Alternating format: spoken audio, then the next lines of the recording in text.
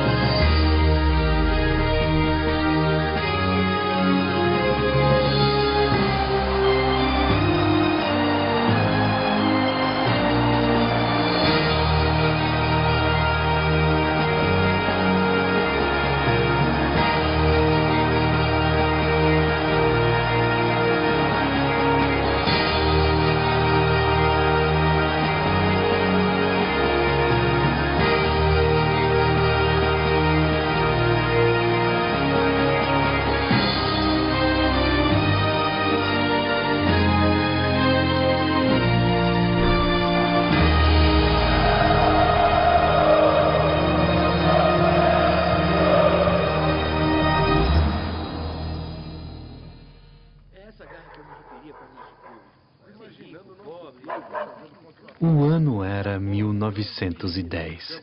O bairro, o Bom Retiro, em São Paulo. O dia, 1º de setembro.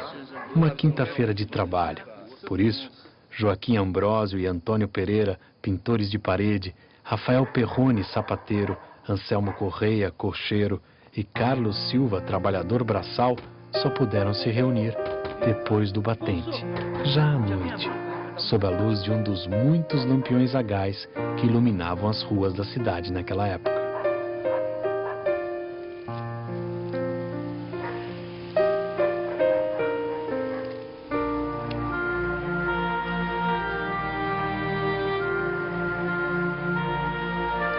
Eles tinham assistido a mais uma vitória do Corinthians Team, clube inglês que excursionava pelo Brasil.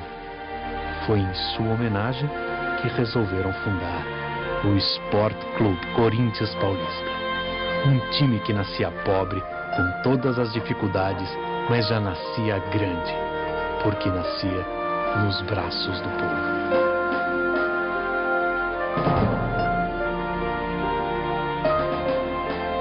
O Corinthians nasce como um clube varziano, não tinha meio termo naquela época. Ou era o tal futebol oficial, ou era o futebol varziano. O Corinthians não tinha bala para pertencer ao futebol oficial, até pela sua origem.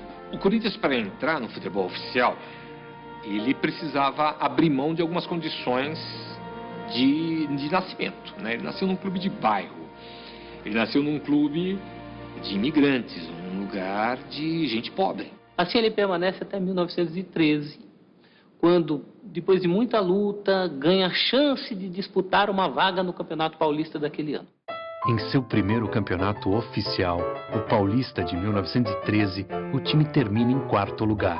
Mas já no ano seguinte, 1914, enquanto a Primeira Guerra Mundial começa na Europa, o Corinthians ganha seu primeiro título, invicto, com 10 vitórias em 10 jogos. E em 15 foi para a Liga, foi convidado para participar da Liga. Só que esse convite da Liga dos Ricos trouxe um prejuízo. Em uma jogada muito bem ensaiada pelos clubes da elite, o time fica fora do campeonato da Liga Rica e seus jogadores se espalham pelos outros clubes. Se esses jogadores não voltam para o Corinthians em 16, junto com toda essa crise financeira, com toda essa complicação que se criou, o clube corria um risco de desaparecer. de certa maneira, o Corinthians é a vitória do povo. É dessa época que surge quase que um mito corintiano do clube que venceu desafios, do clube que foi capaz de superar todas as dificuldades que a gente pode imaginar. O Corinthians já tinha ídolos em geral advindos de outros clubes de várzea, principalmente de um clube muito raçudo da várzea do Bom Retiro, chamado Botafogo, clube vermelho e branco. E do Botafogo veio Amilcar Barbuí. Meu nome é Amilcar Barbuí Filho, sou filho de Amilcar Barbuí, o primeiro corintiano a vestir esta camisa da seleção.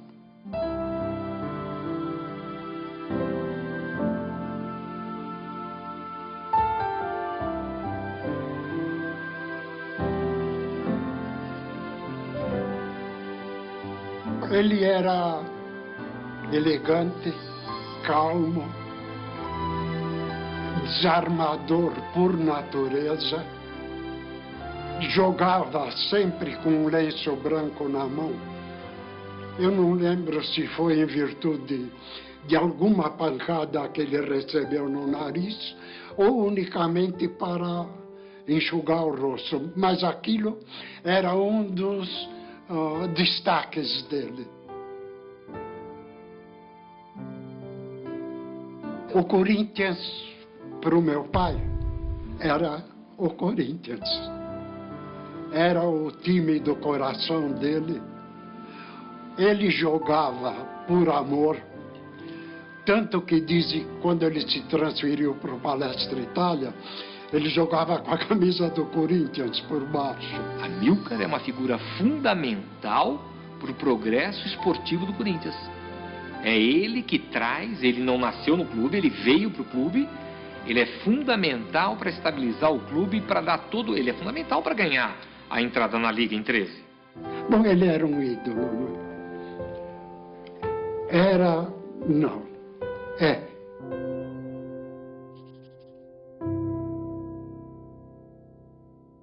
O Neco está tão ligado à história do Corinthians, mas tão ligado à história do Corinthians, que ele deu o dinheiro para o Corinthians comprar a segunda bola de sua existência. Eu dei uma bola até meio usada, já, que era do meu time lá, que eu era do Fluminense, do time no Bom Retiro.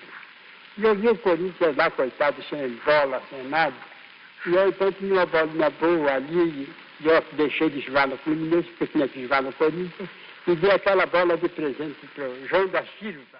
São 17 anos a serviço do Corinthians. Não por acaso ele ganhou uma estátua, ganhou um busto de bronze, que desde 1929 enfeita os jardins do clube. O Neco é o primeiro atleta símbolo do Esporte Clube Corinthians Paulista. Pela sua técnica também, jogador de seleção brasileira, campeão sul-americano em 19 e 22, num tempo em que o campeonato sul-americano tinha o peso de Copa do Mundo. Ele era um homem que ia buscar uma bola na defesa, driblava 1, 2, 3 e entregava. E era do tamanho miudinho, mas com uma coragem extraordinária. Rola até hoje a lenda de que o Neco corria atrás do juiz com a cinta na mão. Tudo isso porque num jogo contra o Palestra Itália, ele levantou, foi ajeitar o calção, foi ajeitar a cinta e gesticulou contra o juiz com a cinta na mão. Então, quem estava na arquibancada naquele dia alimentou a lenda de que o Neco teria tirado a cinta para o juiz. Uma história que ele nunca desmentiu. Bom, Neco é o recordista de amor à camisa por tempo seguido, consecutivo. Entre 1913 e 1930 são 17 anos. Mas aquele que mais vezes vestiu essa camisa aqui, até porque no período em que ele jogava havia mais jogos, foi o Vladimir. O Corinthians é preto e branco, onde passa deixa encanto, porque rema contra a maré. O Corinthians é altaneiro, meu São Jorge Guerreiro. O Vladimir fez nada menos do que 805 partidas, algo que ninguém até hoje fez e dificilmente fará, nesses tempos de mudança de clube tão frequente, né? O Vladimir também é o recordista de partidas seguidas. Ele jogou mais de 2 anos entre 81 e 83 sem se machucar, sem ser expulso. Então eu cheguei várias vezes, joguei com o tornozelo inchado, com botinha de esparadrapo, joguei com costela quebrada, joguei com 39 graus de febre, Enfim, eu queria estar em campo. Eu detestava ficar fora de campo. Eu era realmente franzino, não chegava a ser raquítico, né? Mas era franzino, só que eu era valente, né? Era muito guerreiro. Eu costumo dizer que eu fui forjado na luta, entendeu?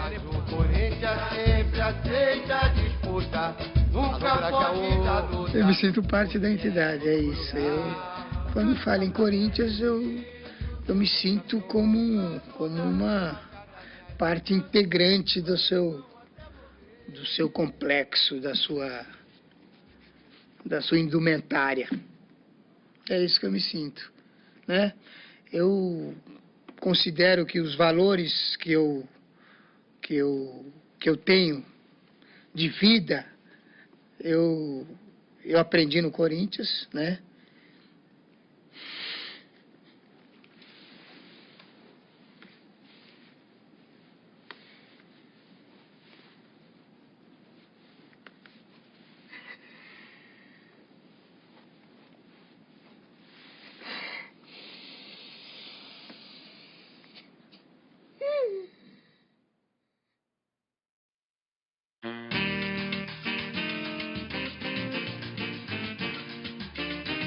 Os loucos anos 20 trazem para o Brasil uma completa mudança de mentalidade. Em 22, ocorre a primeira transmissão de rádio, ainda experimental, realizada durante as comemorações do centenário da independência.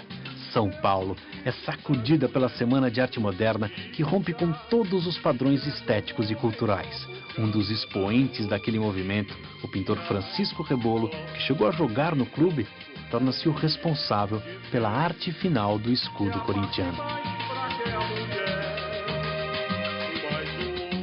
Corinthians, que recém-egresso da Liga, 3 anos antes, era um clube que ainda procurava se firmar, era um clube que ainda precisava mostrar, jogando contra os grandes, a mesma eficiência que havia mostrado lá atrás, nos títulos de 14 e 16, contra os clubes chamados de segunda linha da Liga Paulista de Futebol.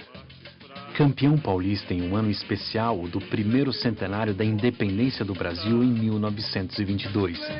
Bi em 23, tri em 24, quando São Paulo é bombardeada durante a Revolução Tenentista e o campeonato tem que ser interrompido. Na volta, o Corinthians ganha com grande facilidade. O Corinthians reina absoluto no futebol de São Paulo. Ponte Grande ficou pequena para o Corinthians. A diretoria, na figura do presidente Ernesto Cassano, foi visionária em 1926 para a compra de um terreno no Parque São Jorge. Tufi, Grané e Deodébio formavam o que se chamava antigamente de trio final. Se enxergava um time do ataque para a defesa. Então lá no final, ou seja, no fim, estavam o goleiro e a parelha de backs. O goleiro era Tufi, a parelha de backs, Grané e Deodébio. Esse era o trio final, não só do Corinthians, mas da seleção paulista.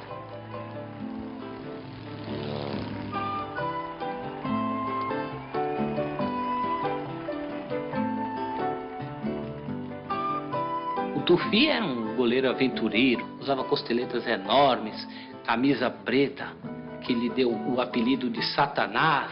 Teve uma vida boêmia, era um jogador galã, dizem um emérito defensor de pênaltis, dizem Tufi, que morreu muito cedo, né, de uma pneumonia dupla, teria evoluído para tuberculose, teria morrido enterrado com a própria camisa do Corinthians. À sua direita jogava o Grané, Pedro Grané. Pedro Grané era um homem, antes de tudo, muito alto, muito forte e dono de um potentíssimo chute, que lhe deu o apelido de 420, o calibre do maior canhão da época, de fabricação alemã. Diz a lenda que o chute do Grané era capaz de entortar munhecas de goleiros. E o Deodébio era conhecido mais pela regularidade, um zagueiro que depois se tornou símbolo do corintianismo. Durante anos foi titular do Corinthians. Ele emenda o tri de 22, 23 e 24 com o de 28, 29 e 30. E o tri de 30 acontece já no comecinho de 31, com uma goleada 5-2 na Vila Belmiro em cima do Santos. Para esse jogo na Vila Belmiro, acontece aquela que é considerada a primeira das muitas invasões corintianas, da torcida corintiana, ao território adversário. O Corinthians vai fechar a década de 20 com 6 campeonatos ganhos em 10 disputados. A primeira vitória contra um time internacional, o Barracas da Argentina, foi em 1929, 3-1.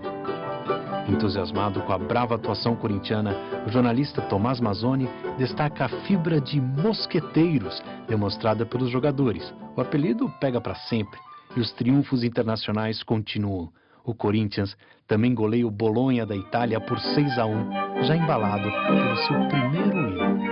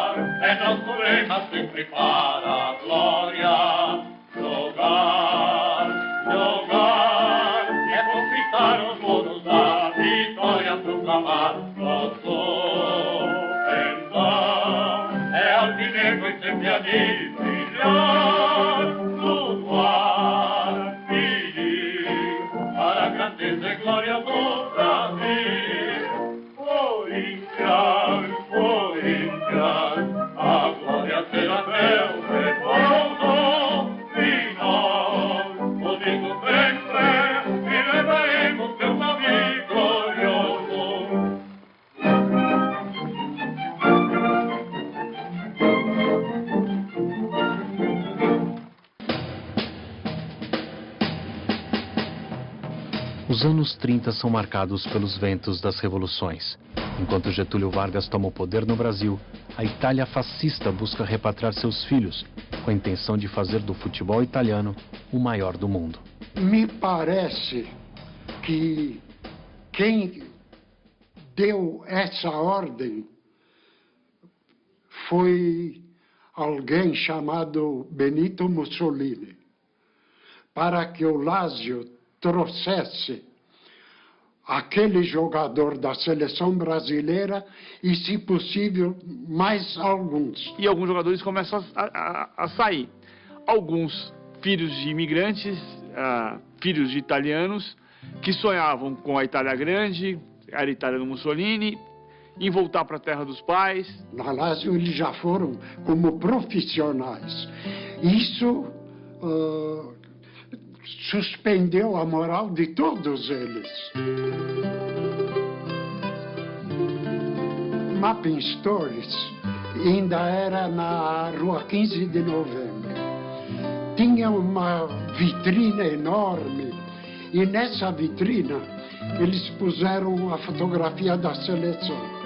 Sabe, quebraram a vitrina, arrebentaram a fotografia.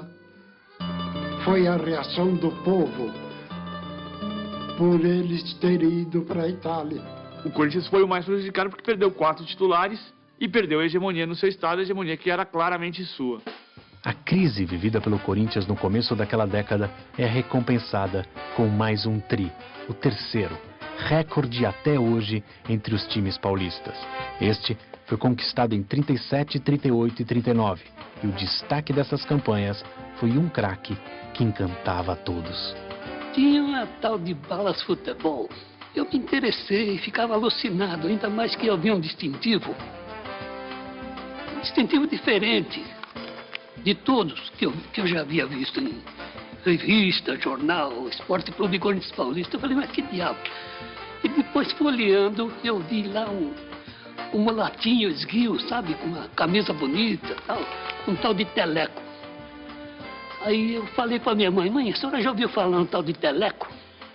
Ela falou, não, eu sei que é do Corinthians. Ele ficava de costas para o gol. E quando ele recebia a bola, né, os veques, ao invés de marcar, ela ficava olhando. E ele era tão rápido que ele virava, tchum, e botava lá no ângulo. É um lance que ele criou, na minha opinião, nunca mais eu vi. E morreu com ele, está enterrado com ele. Parque Antártica, 14 de novembro de 1937. Teleco usa a cabeça e o Corinthians sai da casa do Palestra com mais uma taça praticamente garantida. Corinthians e Palestra foi no Parque Antártico. Começou o jogo, o Teleco deu a saída, passou a bola para o Carlinhos. O Carlinhos correu, passou a bola para o Filó. O Filó deu mais uma corridinha lá e deu um centro, 1 minuto de jogo. O Teleco faz o gol de cabeça. Eu estava com o joelho machucado, né? Mas na hora que escalaram a reserva, ele levou um choque, né? E não teve condições de entrar para jogar. Eu entrei no campo para jogar com a perna dura mesmo, né? O Mulatinho chegou ali na área e pimba. Não tinha castigo. 1-0, acabou. De lá para cá, eles tinham a raiva do Corinthians, eu vou te contar.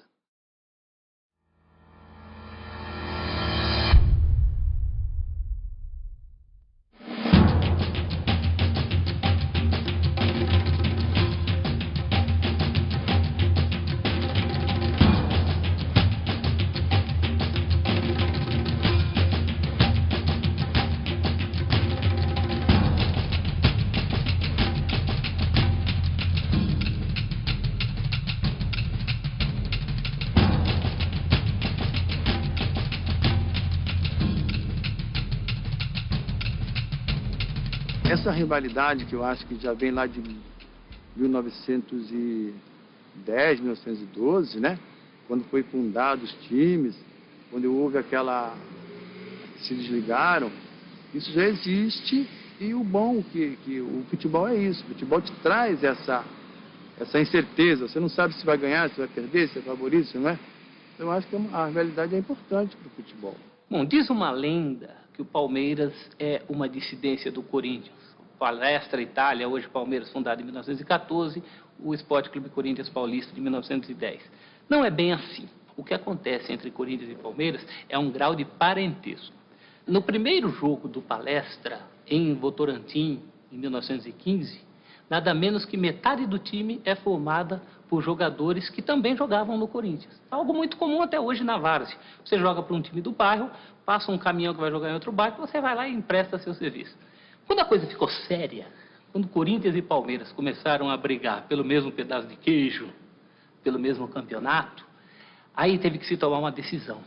O Corinthians sempre foi diferente. A gente ia jogar contra o Corinthians, existia mais repórteres durante a semana, os torcedores vinham mais, os torcedores até alguns falavam, olha, nós podemos até perder o campeonato, mas não pode perder do Corinthians.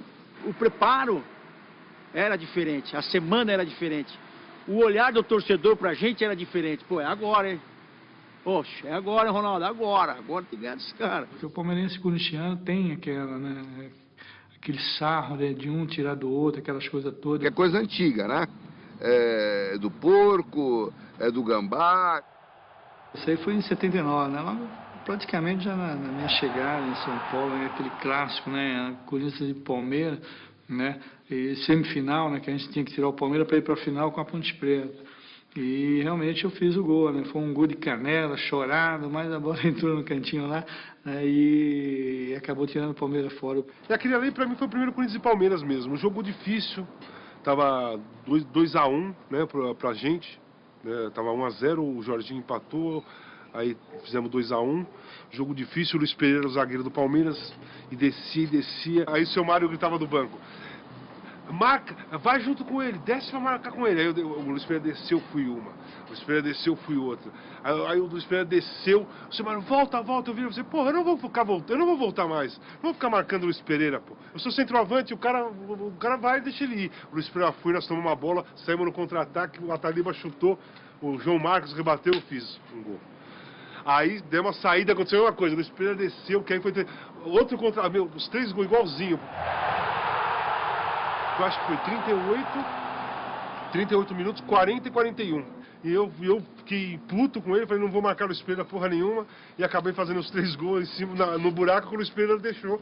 Eu respeito muito o Palmeiras, mas cada vez que eu ganho do Palmeiras eu fico muito contente. Eu acho que a rivalidade é importante para o futebol. Mais uma rivalidade em que você possa ir lá, torcer, sair contente, sair triste, mas que não exista mortes como a gente tem visto, né? Isso aí eu acho que não é o esporte, não é legal. Bom, pelo jeito ele vai bater direto, né? Não tem nem barreira, hein? É o que ele faz, Veloso!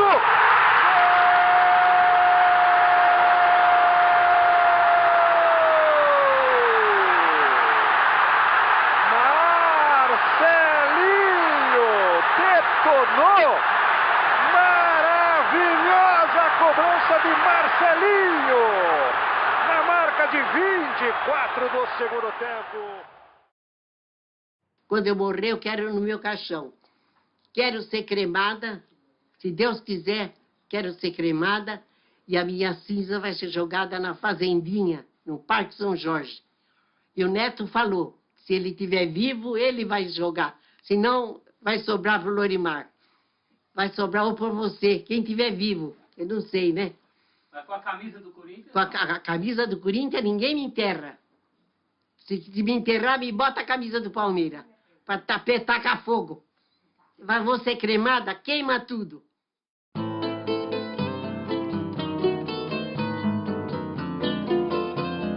São Paulo já não podia parar. Em 1940 é inaugurado o Autódromo de Interlagos.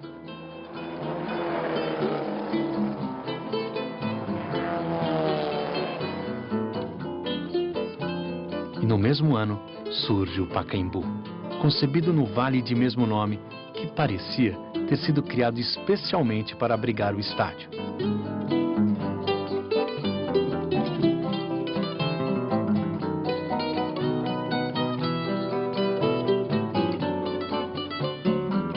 Com um projeto inspirado na estética de Albert Speer, o arquiteto de Hitler, o Pacaembu é inaugurado com um desfile de delegações esportivas no sábado e 2 jogos no domingo.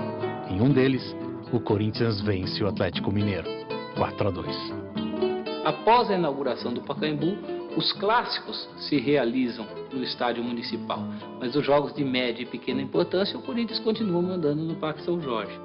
A despeito de não realizar partidas com a frequência que deveria, o Parque São Jorge é um símbolo corintiano, um Vaticano, uma Meca, é o lugar onde o corintiano se sente em casa.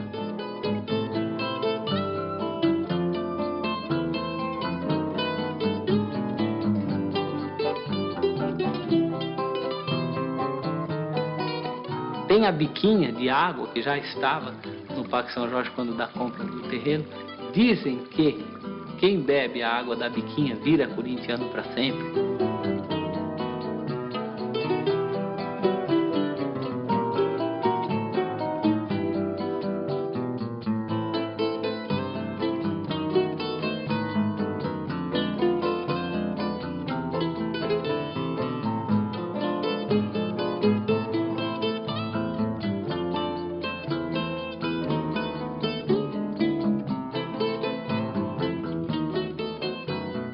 O Corinthians começou a década muito bem, em 1941, vencendo o título paulista, quase invicto, ganhou o título com 2 rodadas de antecedência, e na última rodada perdeu do Palestra Itália por 2-0, já campeão, né, o jogo das faixas. Apesar de outras conquistas, como a Quinela de Ouro em 42, uma espécie de Rio São Paulo, e 4 taças Cidade de São Paulo, o Corinthians não seria mais campeão paulista na década de 40. Culpa principalmente do rival tricolor, que tinha Leônidas da Silva. O São Paulo trouxe o Leônidas para se tornar efetivamente um grande clube, a partir do seu primeiro título na nova fase como São Paulo Futebol Clube, em 43. O Corinthians, ao buscar o Domingos, tentava fazer a mesma coisa. Domingos e Leônidas, os 2 grandes jogadores do Brasil na Copa de 38. Era chamado de El Divino Mestre. pela sua técnica, pela sua perícia, pela maneira como desarmava os atacantes adversários. Meu pai, na verdade, na minha juventude, todos diziam que ele era um jogador sensacional, porque era um jogador que jogava atrás e tinha uma técnica muito apurada. Era um jogador que não saía, não dava chutão, saía tocando a bola. E naquela época era difícil você ter jogadores desse naipe. A minha mãe me dava o equivalente hoje a R$1, sei lá, a gente não tem, né? Ela me fazia um lanche e falava, vai filho, vai ver o Domingos da Guia jogar. A minha mãe, hein? Que não entendia patavina de futebol. É um jogador que se identificou muito com o Corinthians, a ponto de, no dia em que o time foi campeão, voltou a ser campeão em 51, ele ter viajado do Rio para São Paulo para assistir o jogo e cumprimentar os jogadores nos vestiários. E a frase do Domingos, segundo os jornais da época, era essa. Ele cumprimentava 1 a 1 os campeões de 51 e falava para eles, muito obrigado por terem conquistado o título que não pude conquistar.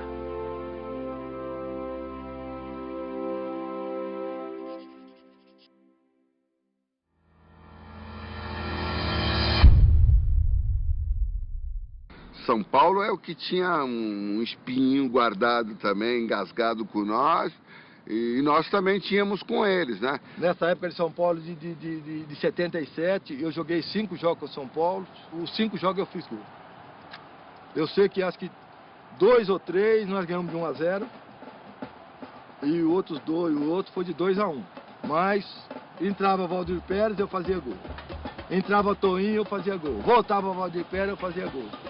Voltava Toinho, fazia gol. O São Paulo sempre fazia alguns golzinhos. Né? Jogar contra o São Paulo sempre tinha que marcar um, deixar um e tal. Aí tinha isso aí, o pessoal brinca também. Contra o São Paulo, você gostava de fazer gol contra o São Paulo, né? Quando parecia, a gente fazia, né?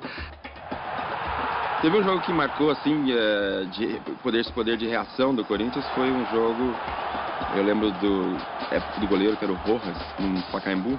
Nós estávamos ganhando de 2 a 0, o Corinthians fez aí nós estávamos praticamente com o jogo dominado, o Corinthians fez um gol, não faltava muito tempo, e aí aquele Pacaembu realmente foi, não sei se tinha cor de torcidas, mas naquele jogo tinha muito mais torcedores do Corinthians, e aí a gente viu que a coisa perdeu de controle, porque virou uma loucura, não tinha mais tática o time dele, então ficava mais imprevisível e era mais a coisa da força. E empataram, e se tivesse mais tempo, eu acho que a gente perderia aquele jogo.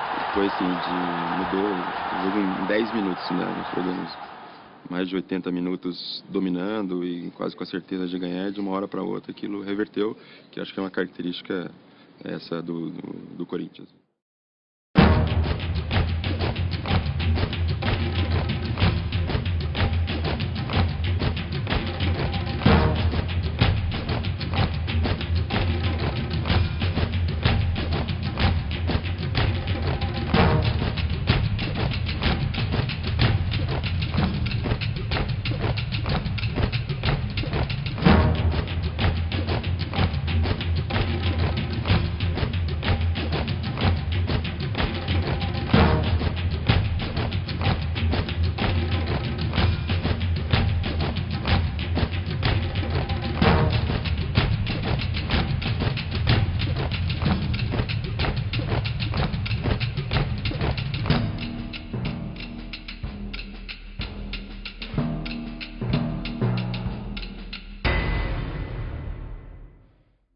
Não é só, o jogador não tem só aquela fase boa, só de fazer gol. Tem uma hora que ele vai passar seus 3, 4 meses sem fazer gol. Que é uma fase difícil, então essa fase você tem de superar. Tem de superar, que a gente tem de entender que não é só fase boa na frente da gente, não. Tem as fases ruins. Então nessa fase, você tem que mostrar para a torcida que você está lutando. Nessas fases, é que eu mostrava dentro de campo. Eu não estou fazendo gol, mas eu estou jogando pro time. Eu estou aí errando o gol. Como eu jogava na minha época, eu errava. Pô, é uma coisa que não acontece hoje, que a gente vê. Eu, de vez em quando eu brinco com meus amigos, brinco com os torcedores que me encontram, né? Que naquela época, eu chegava debaixo do gol, a bola estava entrando, A torcida já estava levantando para gritar gol, chutava a bola, passava por cima da trave. A torcida aí, seu filho, entendeu? Passava mais uns 10 minutos, sobrava outra bola para mim, eu ia na cara do gol, então a torcida já ia gritar gol, mandava lá em cima. Então eu errava uns 2, 3 gols no jogo. Na hora que a torcida não estava esperando, eu fazia o gol. Muitos jogos que eu joguei, aconteceu isso daí. Eu perdi 3, 4 gols assim de cara com o goleiro, na frente do goleiro, chutei pra fora, chutei por cima. Até hoje, de vez em quando eu jogo nos Masters aí, eu chuto a bola por cima. Aí a torcida fala, continuo mesmo. Claro, se eu não chutar a bola por cima, eu não sou o Geraldão.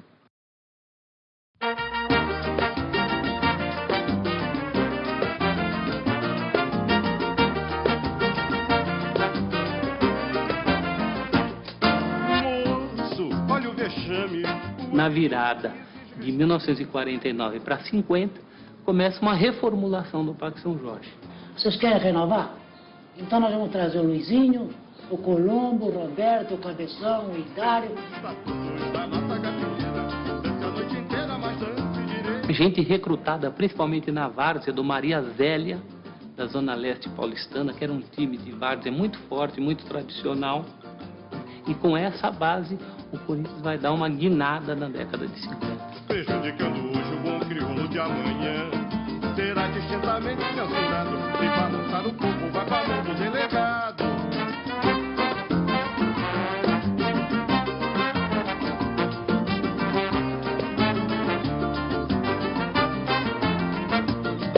Moço, olha o vexame, o ambiente exige... Ora, esse time de Cláudio, Luizinho, Baltazar, Carbone, o Rafael, Nonô, o Simão, né? Roberto Belangeiro, Gilmar, opa!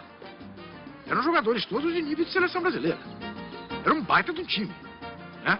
Como poucas vezes o Corinthians teve tanto jogador, né? Capaz de servir a seleção brasileira. Cláudio, Luizinho e Baltazar formam a Santíssima Trindade corintiana. Não é à toa que aqui nos jardins do Parque São Jorge há um busto para cada um.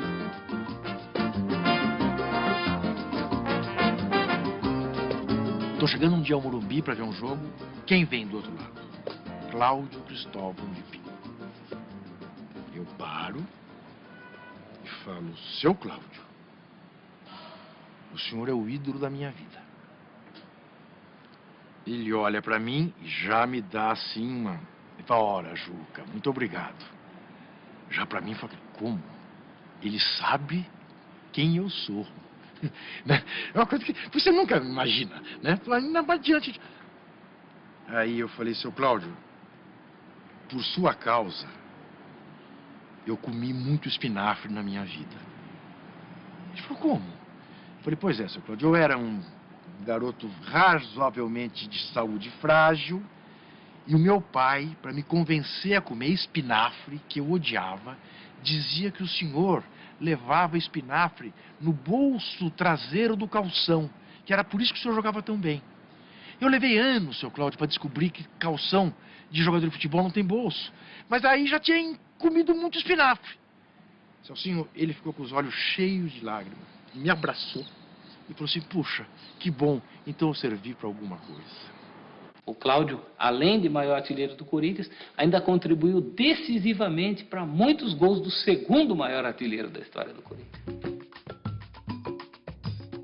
Dizia o Baltazar que com os pés ele nunca foi tão bom, mas com a cabeça nem Pelé foi tão eficiente quanto ele. Era o cabecinha de ouro. A Elza Laranjeira não gravou gol de Baltazar? Você lembra? Gol de Baltazar... Solta o cabecinha, 1-0 no placar.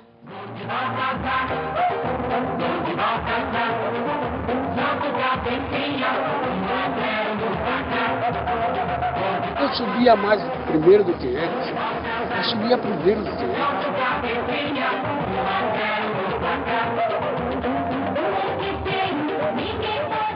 Eu pegava o botão e pá, com o Baltazar. É gol do Baltazar. Baltazar ganhou o concurso de popularidade, o craque mais querido do Brasil. Ele ganhou um automóvel. O automóvel dele pegou fogo, a torcida fez questão de dar outro carro para ele.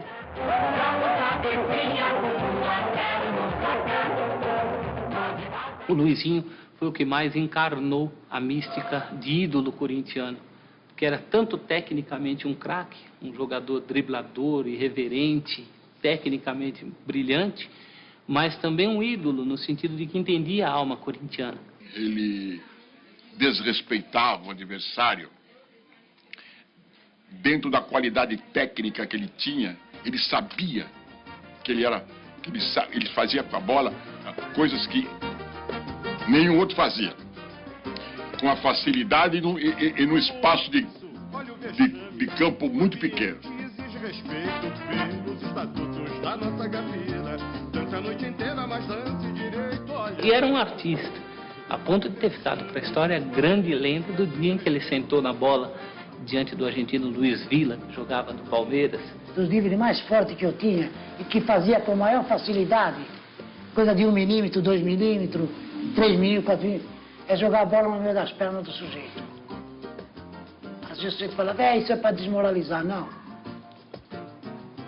Era um negócio que instintivamente acontecia no momento. Então eu metia muita bola no meio das pernas, de qualquer um eu metia. De qualquer um eu metia. Eu tinha uma facilidade danada para fazer isso. Mas dele, caiu de no jogo, eu meti umas 6, 7 vezes, entende? Era chato. Ao entrevistar o Luizinho, perguntava, mas o senhor sentou mesmo na bola? Ele falava, deixa isso pra lá, isso é coisa de moleque faz cada coisa. Alguma coisa teve. Não, eu não sentei na bola, não. Não, não sei. Olha o vexame, o ambiente exige respeito. Alguns clubes permitem a existência de ídolos que não são necessariamente craques. O Corinthians tem vários. Birubiru, Ezequiel e o Idário talvez seja o primeiro de todos eles. Idário jogava o canhoteiro, isso eu vi algumas vezes, no alambrado aqui, no Pacaembu. Poderia não ser tecnicamente um baita jogador. Mas o cara era foda. O espanhol não tinha a menor dúvida. Dava-lhe uma ombrada e eu jogava no alambrado. E a torcida vinha abaixo, né? Era a raça corintiana. Essa mistura de raça e habilidade dá ao Corinthians o domínio do futebol paulista e brasileiro no começo de década. Em 1950, o time ganha o Rio-São Paulo. Em 51, o ataque formado por Cláudio, Luizinho, Baltazar, Carbone e Mário ultrapassa, pela primeira vez no profissionalismo, a barreira dos 100 gols. Faz 103 e devolve ao Corinthians o título paulista depois de uma década. Em 52, vem o Bi. Em 53, o Rio-São Paulo. Em 54, o Bi no Rio-São Paulo. E a histórica conquista do 4º centenário. De maneira folgada, prejudicando hoje o bom crioulo de amanhã. Será distintamente censurado, se balançar o corpo vai para o delegado. Mínimo de decência pro ambiente familiar.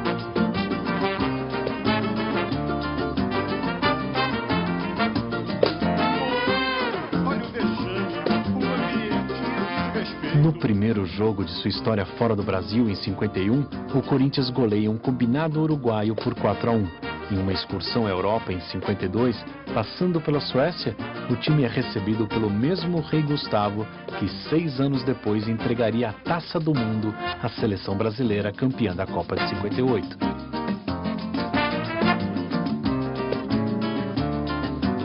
No ano seguinte, 53, é campeão da pequena Taça do Mundo na Venezuela, derrotando Roma e Barcelona.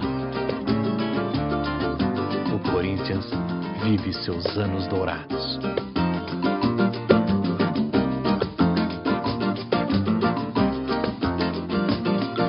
Será distintamente censurado, se balançar o corpo vai para a mão do delegado.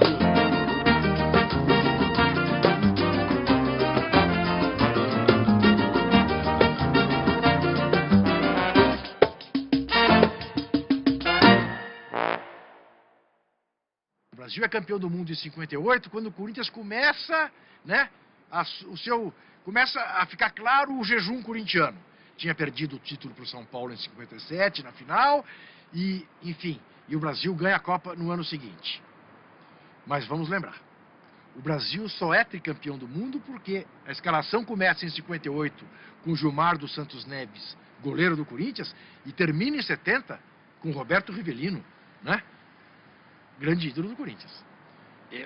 Tá aqui a chave. Nunca ninguém se dá conta disso, mas é óbvio. Não me venham de Pelé, de Garrincha. Essa gente foi importante. Didi, são bons coadjuvantes. De Gilmar, que segurou lá atrás, e de Rivelino, que fechou a contagem lá na frente.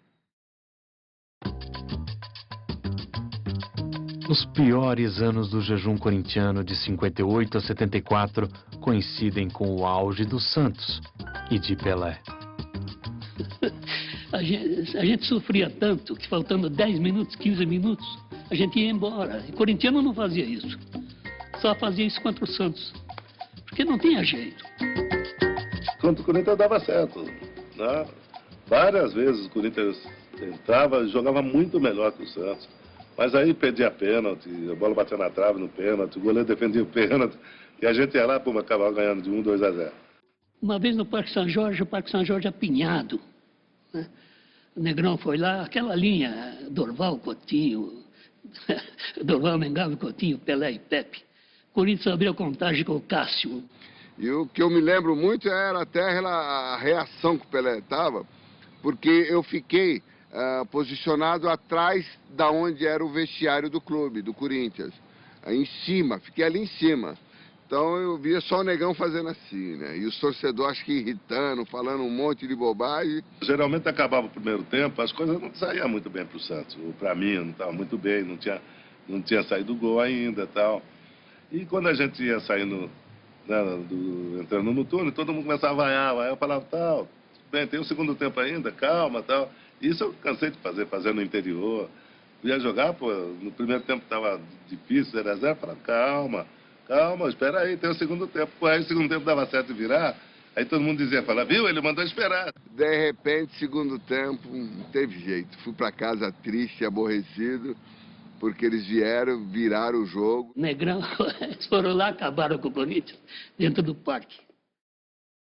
Mas se o Santos tinha um rei, a partir de 65 o Timão passou a contar com Roberto Rivelino, o reizinho do parque.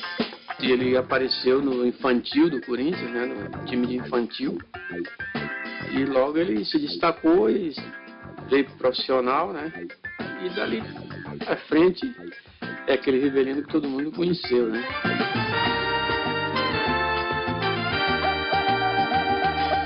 Não, o River era um jogador muito agitado, ele muito agitado, né, gostava de agitação, de falar, e a chuteira mais velha que tinha, ele gostava de jogar com aquela, né?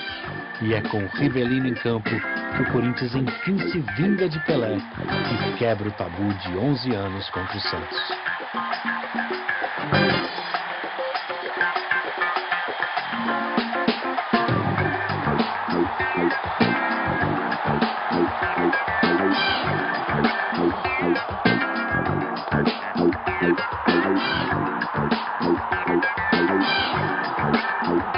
Parecia tudo pronto para o início de novos tempos, mas o destino, mais uma vez, atravessa o caminho alvinegro.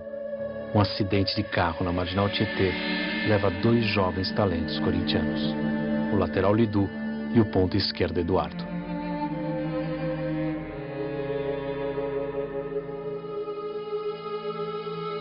E aquilo foi uma perda irreparável. Como jogadores, como pessoa, como ser humano, você entendeu? Aí o clube caiu, a equipe caiu muito. O Corinthians não consegue, porque o Palmeiras não deixa, nem sequer inscrever 2 jogadores no lugar. E eu não tinha mais reserva à altura para ser titular. E o ambiente também não estava bom, muito triste, e acabamos perdendo o campeonato. Aí eu digo, né, para você. Não tem que ser o Corinthians. Vamos ganhar um título num ano em que 2 dos nossos morreram do jeito que os 2 morreram? Ora, dane-se o título.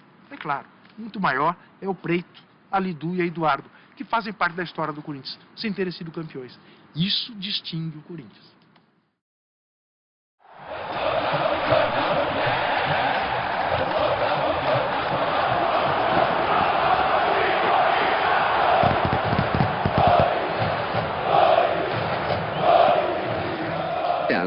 A Aviões da Fiel nasceu Primeiro, da vontade de um grupo de torcedores que toda vez sentava junto, não tinha torcida organizada. Então foi na garagem da casa do meu avô, lá na Alameda Santos, que em 1969 a gente se reuniu, os 12 fundadores, nos reunimos a primeira vez para decidir como que a gente ia formar essa torcida organizada e que nome ela teria. A gente teve várias sugestões de nomes, Carcarás da Fiel, alguém deu uma sugestão de, então vamos botar o nome de Gaviões da Fiel, inspirado nos dragões rubros-negros, né? Porque o gavião representa independência, força. Não tinha ideia que um dia a Gaviões fosse se tornar o que ela se tornou. Eu acho que eu me orgulho de eu ter começado um movimento, que depois o povo, né, quem fez a Gaviões foi o povão da periferia, não foi o Chico Malfitani, o Igor, não, foi o povão mesmo, o povão corintiano da periferia que fez esse movimento. Então mostra a capacidade que o povo da periferia, o povo tem de se organizar, de fazer um movimento. A gente tem hoje 87 mil sócios, né, desde os primórdios aí de 1969, e hoje a gente tem a gente é uma grandeza, né? Assim, eu costumo dizer que aonde o Corinthians estiver, Gaviões vai estar lá. O objetivo da Gaviões da Fiel nunca foi a guerra física, era a guerra do ponto de vista das ideias. Tanto que na época, quando começou a campanha da anistia, Gaviões foi na Gaviões que se levou pela primeira vez uma faixa pedindo anistia ampla, geral e restrita num evento público.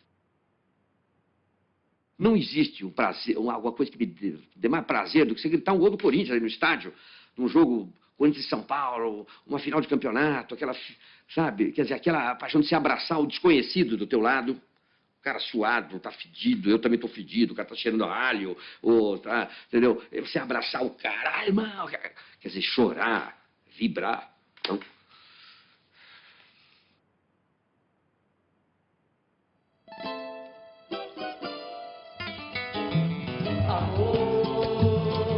São 25 anos de felicidade. Amor, nossa bandeira vai cobrir toda a cidade.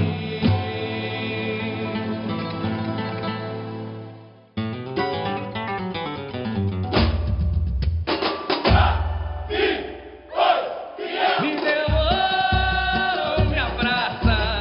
Viaja comigo pro céu. Outra fiel chegando. Outra avião, levanta a taça. Com muito orgulho pra delírio da fiel. Me deu mão, me abraça. Viaja comigo pro céu. Outra avião, levanta a taça. E a gente tem o nosso segmento do carnaval, que também é um segmento muito especial, né, que todas as pessoas que já passaram por aqui, que estão aqui até hoje, já conduziram isso também com amor, para mostrar para o corintiano no mundo inteiro que a gente consegue fazer uma festa bonita para homenagear o Corinthians. Né? Então, assim, a partir do momento que a gente está dentro do sambódromo desfilando, a gente está representando o Corinthians, a grandeza da torcida. É inexplicável, assim, não consigo entender. Eu, assim, não sei se é certo ou errado, mas eu comparo ao amor que a gente tem por um filho. Eu sou mãe e eu faço essa comparação. Cada qual no seu lugar, mas é a mesma comparação, o mesmo amor. É complicado, assim, de explicar com palavras. Realmente é esse sentimento puro. Te amo de verdade, vou te levar pro infinito. Vai, Corinthians! Vai, Corinthians! Vai, eu vou te lutar! Vai, torcida fiel! Ela vai ele vai. Os outros times são torcedor. Um corintiano é militante. Ou seja, ele acredita mais, ele briga mais. Ou seja, ele não é Corinthians quando é campeão. Ele é Corinthians quando perde, ele é Corinthians quando empata, ele é Corinthians quando ganha. Ou seja, nós, na verdade, nos sentimos a razão de ser do Corinthians. A torcida do Corinthians joga, as outras assistem. O Corinthians joga, as outras empurram. O Corinthians joga, as outras aplaudem. O Corinthians joga, ela veste a camisa. Não estou exagerando, não. Ela faz o time ganhar, faz o time ganhar. Sem desrespeitar as outras, que quando podem, ajudam. Mas a do Corinthians ajuda mais.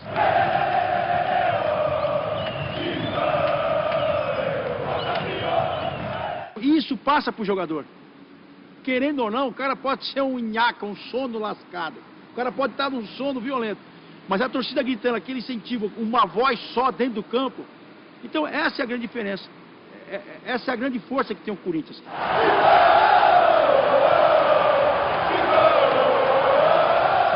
Por isso que o corintiano tem que chegar cedo no estádio. Até todo mundo colocar, tá dura meia chuteira, tá dura meia chuteira, tá dura meia chuteira. Isso não pode demorar muito, não. O jogo começa e está sem os jogadores.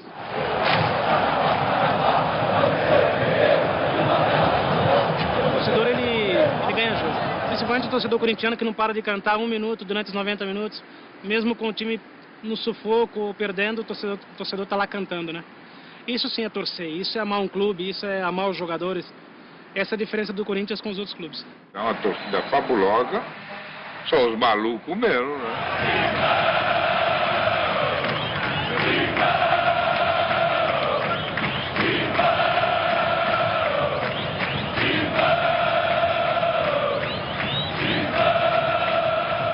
Qualquer torcedor que é fanático faz qualquer loucura. Cheguei a apanhar. Corinthians e Ponte Preta, eu apanhei. Levei, eu não tenho vergonha de falar, mas eu dei também. Eu dei uma no saco do cara. Eu não podia com a mão, foi com o pé. Mulher com 20 anos para ter nenê e tem que sair no meio do jogo correndo porque começou o trabalho de parto, então tudo... Corintiano é diferente mesmo. Tem gente que passa fome para pegar um dinheirinho para juntar e para ir pro Corinthians, pro jogo. Para onde o Corinthians for. Eu agora, mesmo com o presidente, eu vejo pela internet. Ou seja, um tempo dentro o Corinthians jogou. Eu estava num país, era 3 horas da manhã, sabe? Deixei ligado para assistir o jogo. Você não viu eu no estádio, meu filho? Você precisa ver eu no estádio. Eu escandalizo até a mãe que está morta. É mole, não é mole, não. Uma vez, um rapaz ficou 3 dias na porta do hotel para ganhar uma camisa do Corinthians. Quando o nosso diretor conseguiu uma camisa para ele, ele chorava. Eu estava na arquibancada. Eles paravam de gritar Corinthians e eu olhava para cima, assim, porque eu ficava sempre no cano, em primeiro lugar. Cambada de viado, filhas da puta! Vamos gritar Corinthians! Eu viajo 400 quilômetros de ônibus, ou com os colegas meus, para vir aqui para fazer essa história. Eu quero participar da história do Corinthians. Eu faço parte do Corinthians. Eu amo o Corinthians. A minha vida é o Corinthians. Minha mulher me falou um dia, eu vou te abandonar. Você abandona, mas eu não abandono o Corinthians. Eu não abandono o Corinthians. Tem milhões de mulheres no mundo. Se me abandona hoje, eu procuro outra amanhã. Mas o Corinthians é um só. Eu amo o Corinthians. E esse amor ao Corinthians teria sua expressão maior em uma tarde de muita chuva, 5 de dezembro de 1976.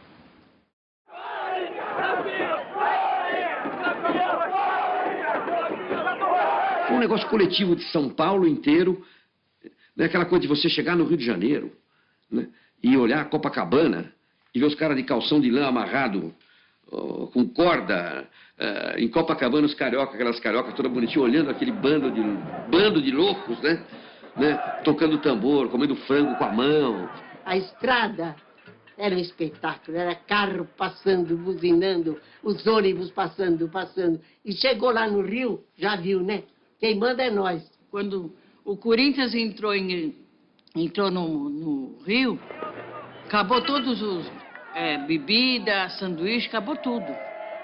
Você não sabe o que eu vi de arte com a bandeira do Corinthians, 5 horas da manhã. Indo lá para o estádio, eu falei, mas o que é? Mas eu chorei tanto.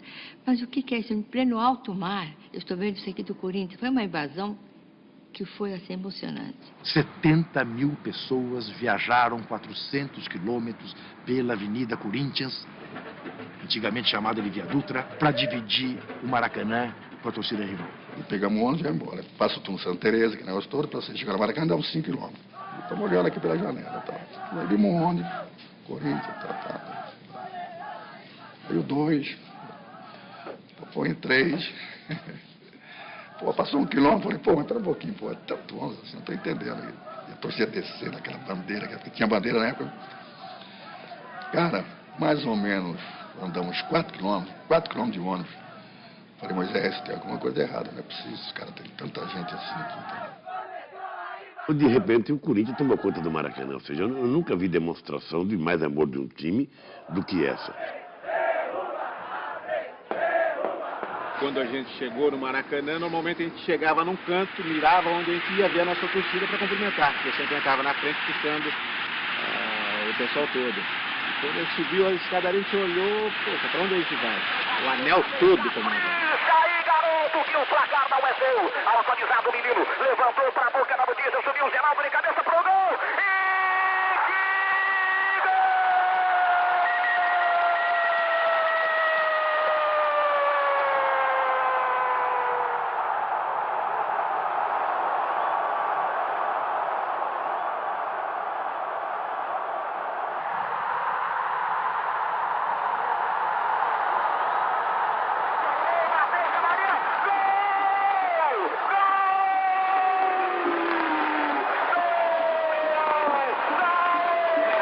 E aquele momento, para mim, foi,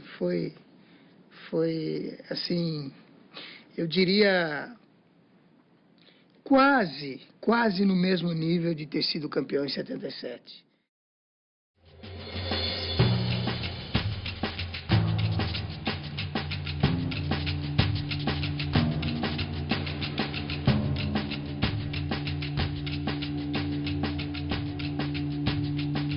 Eu vou te contar uma coisa, bicho. 22 anos, num time do tamanho do Corinthians, ficar sem um título é dolorido.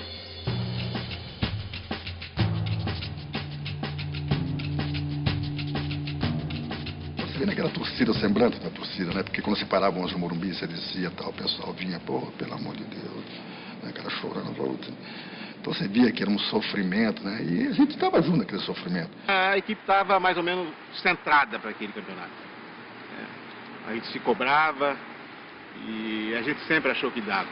Porque o nosso time, apesar de não ser um time técnico, né? Era um time de muita força, era um time de muita vontade e com sinceridade, a torcida nos arrastava. Você sabe que a gente não queria jogar com a Ponte, né? Apesar que nós vinhamos, que era uma de ganhar 3 jogos na final, e a Ponte com um super time, a gente queria pegar um Palmeiras, um São Paulo, porque nosso time estava, né? Não que seria mais fácil, mas seria muito mais diferente, porque a Ponte Preta era ruim para jogar contra a Ponte Preta, um baita de um time.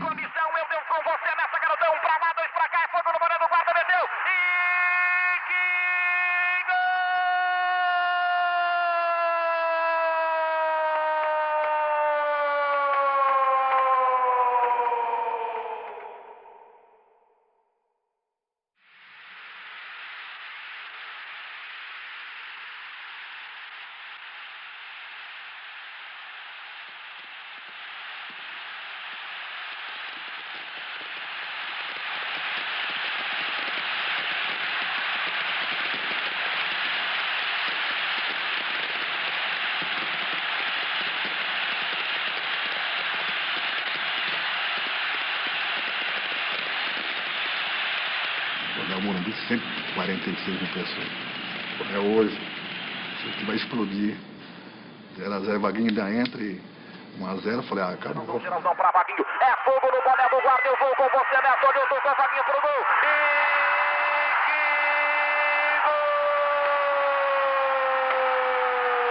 Aí deve sair infelicidade, né?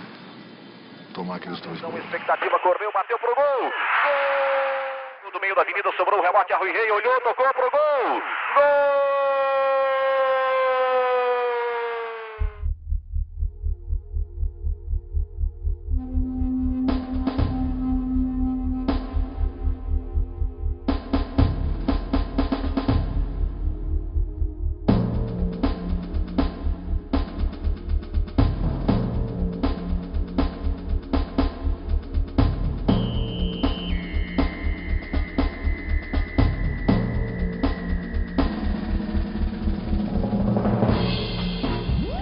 Desse plantel nosso se tornou uma família. Realmente houve esse encontro com a equipe, isso que eu disse para você. Acho que essa união entre as pessoas é um trabalho de equipe muito forte, que cada um tem de acreditar no que está sendo feito e acreditar nos seus colegas.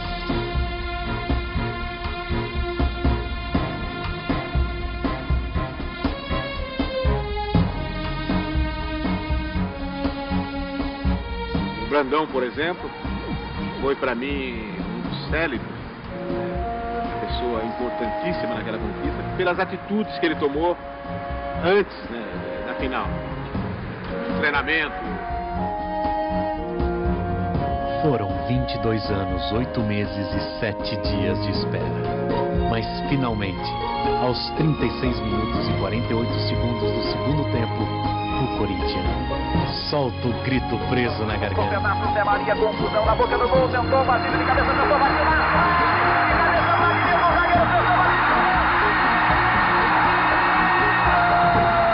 Aquele gol que parecia que não saía.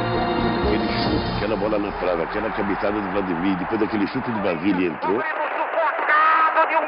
O gol do Basílio veio na hora certa, veio no final, porque se veio um pouco antes podia dar mais complicação, né? E veio na hora certa e deu alegria a todos os corintianos. O torcedor corintiano ele tem que ter o coração vir na boca. Mas se não fosse assim, também não era o Corinthians. Concorda comigo? Não era o Corinthians, não era essa torcida. Essa torcida aqui, pra mim, é o maior orgulho que eu tenho.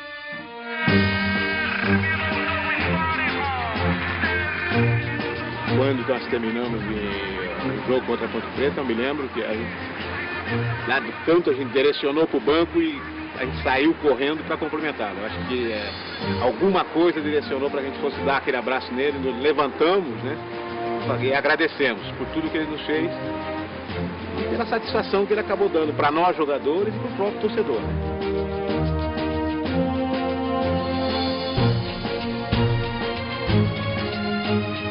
Força dessa torcida, que para ele tinha uma coisa muito forte, e isso ajudou ele bastante. A torcida também ajudou meu pai muito nesse desafio. No final do jogo, é uma coisa que você, meu Deus, o que é isso? Foi uma coisa, todo mundo ficou louco.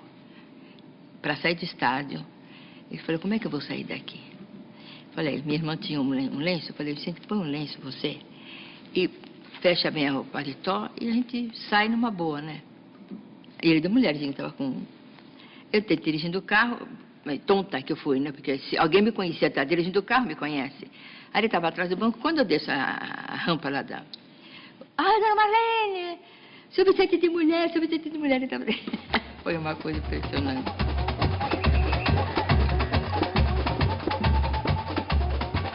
A vibração que foi também centralizada aqui em São Paulo, né? Do torcedor, a aproximação do torcedor foi muito maior.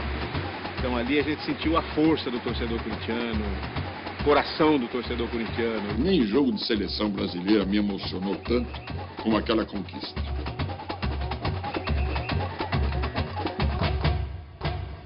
Então, cara, quando você para... Aí a ficha cai, né? Falou, pô, cara, mas peraí, foi campeão pelo Corinthians. Corinthians, você é a nossa paixão mesmo.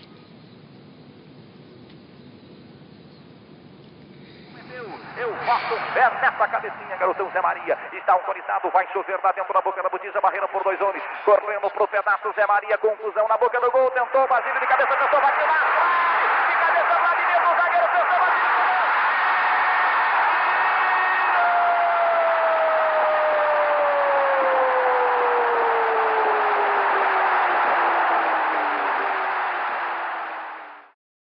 O Corinthians sempre arrastou multidões e sempre arrastou fanáticos pelo futebol, então não tem jeito. Aquele que não se contagiasse durante o jogo com essa torcida, brincadeira, não servia para jogar mesmo. No timão, pelo menos no timão não servia. Então o Corinthians, o que eu falo que o Corinthians não é para qualquer um, é porque é isso. O torcedor do Corinthians gosta do Corinthians. Ele vai se apaixonar por você depois que você parar. Enquanto você está jogando no Corinthians, ele gosta do Corinthians. Pouco está se lixando se você é o Pelé, o Birubiru, o Casagrande ou o Sócrates. Joga, corre e luta. É o Corinthians que interessa. Então essa é a grande diferença. Essa é a grande força que tem o Corinthians. Por isso que o Corinthians consegue dessas arrancadas e mudar o jogo, virar o jogo, fazer a equipe crescer. E o jogador só tem que se entregar todo. Toma, tô aqui pro jogo. Eu tenho uma admiração pelo Zé Maria inacreditável, porque eu venho da geração do Super Zé. Eu sou o torcedor do Super Zé. Aquela imagem da final de 79, camisa branca do Corinthians contra a Ponte Preta, tudo cheio de sangue, do Zé Maria, foi em 79, não foi? Meu, aquilo é sensacional. Lá é típico, além de ser o cara absolutamente comprometido com a causa, né? Ainda tá sangrando, voltando à câmara. Aquela imagem representa, o cara deu sangue pelo Corinthians. Meu, ganhou a torcida quer isso. A torcida do Corinthians quer que você deu sangue por ela. Pode ser literalmente, como foi o Zé Maria, tá? Mas pode ser brigando, cara. Acho que ali eu senti o torcedor lato, né? O ídolo é diferente do craque. O craque é o jogador de fino trato com a bola. O ídolo é mais que isso. O ídolo tem coração. Ainda mais num time como o Corinthians. Você pode discutir se o Idário, se o Zé Maria, se o Vladimir foram craques. Mas ninguém discute que eles foram ídolos. O ídolo é mais que o craque.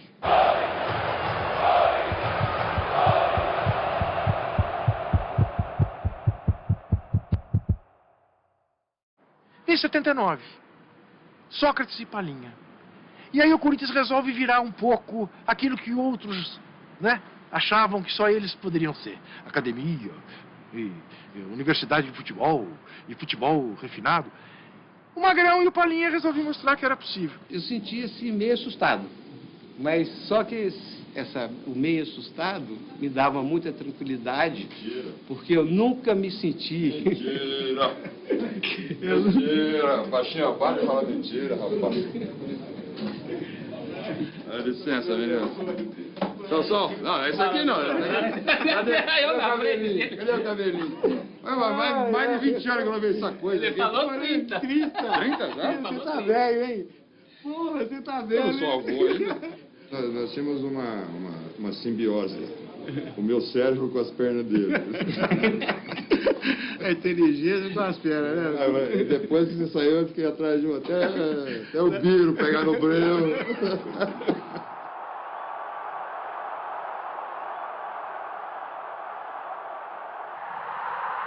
Eu fui o protagonista dos passos mais bonitos que eu dei na vida e não fez o gol. Aquele do calcanhar? Ele cava pênalti. É mania de cavar pênalti. Que depois ele que ensinou os caras de hoje. Todo mundo quer cavar pênalti hoje. O dia é todo. Isso que eu falo. O Pelé fazia isso, era um gênio. Palinha fazia, catinho. Palinha. Sócrates, Palinha, penetrando Palinha. Pode marcar, olha o Palinha. Palinha, pode marcar o Sócrates. Atenção, gol! E o Palinha lembrou as comparações das tabelinhas entre vocês com Pelé e Coutinho, né, Palinha? Eu lembro na época, teve essa comparação. Foi a imprensa, né, que falava, né, Tá bom, Pelé. Tá bom, Coutinho.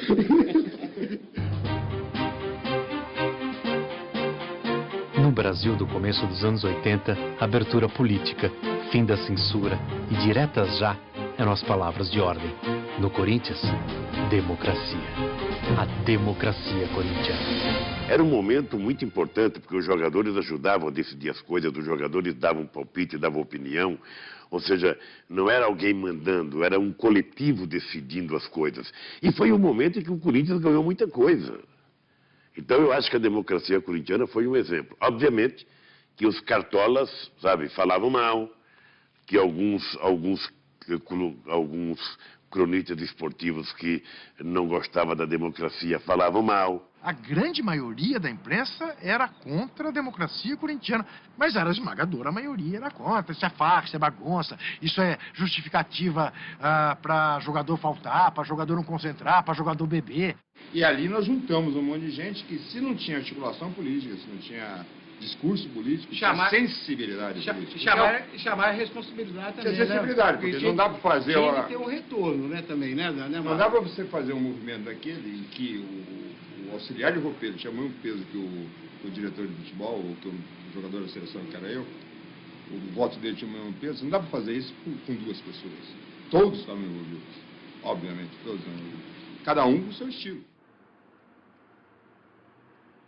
Na época dessa mudança, numa conversa franca com o técnico e com a própria direção, dos casados não concentrarem, virem na hora do jogo, o solteiro concentrar um dia antes, que era normal.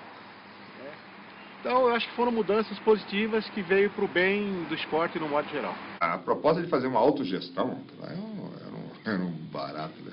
Você imagina um país numa ditadura, criarmos uma discussão política em cima da autogestão. Nós escolhemos o nosso chefe. que se perguntar para jogador do Corinthians, não se perguntar para ninguém. Acabou aquele negócio de... E aí, o que você acha? E o cara respondendo, não, eu darei tudo de si para essa torcida que tanto... Não, começou a acabar com esse tipo de coisa, sabe? Começou a se perguntar o que você pensa disso, e política, e cinema, e música, e sociedade, e os jogadores começaram a ser porta-voz de um movimento realmente democrático em todos os sentidos, não no sentido político, no sentido de vida. O Corinthians vira nacional, de fato, em 82, 83, menos pelo bicampeonato paulista e mais pela discussão que o Corinthians suscitou no Brasil inteiro sobre como devam ser as relações trabalhistas num clube de futebol e também no embrião da campanha das diretas. Repita aqui, doutor. Repita aqui. Se a emenda for aprovada, você não vai embora do nosso país. Eu acho que é o momento em que o futebol fica inteligente no Brasil. O Brasil que sempre foi do futebol, né? Sempre tivemos, há muito tempo a gente já tinha um futebol respeitável e campeão. Eu acho que ali é a maioridade para o futebol inteligente. Nós carregamos um peso muito grande. Eu tomava 5 blitz por semana na rua, da polícia. Os jornais, os críticos sempre acusando o Sócrates de irresponsável, de alcoólatra, eu de drogado e tudo mais. O Vladimir porque era negro. Eu acabei sendo preso dia 23 de dezembro de 82, depois do Campeonato Paulista. 1000 ameaças, né, chegavam pra gente ali. Nós éramos 30 pessoas contra o mundo. As nossas armas estavam em campo. A democracia corintiana foi a participação do futebol, a participação do esporte na luta pela redemocratização do país.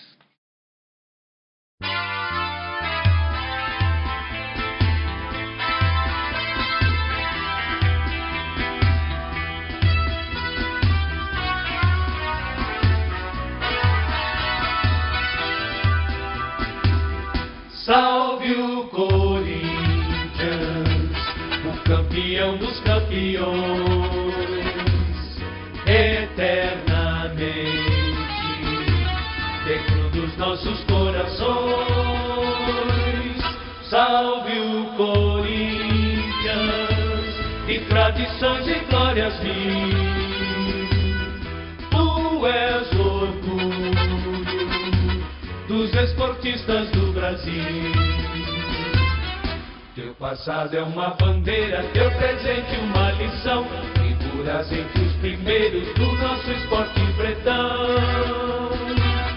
Corinthians grande, sempre altaneiro. És do Brasil, o clube mais brasileiro. Salve o Corinthians, o campeão dos campeões, eternamente dentro dos nossos corações.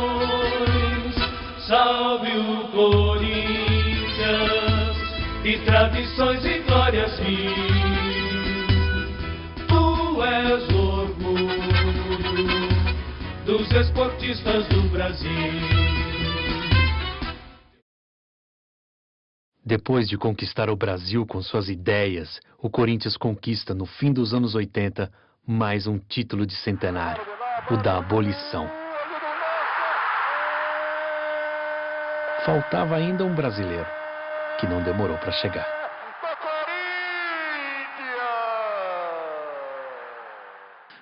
Quando começou aí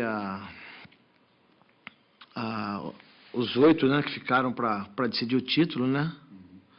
Eu não acreditava, não. Pra falar a verdade, ninguém acreditava. 90 é uma coisa de louco, né?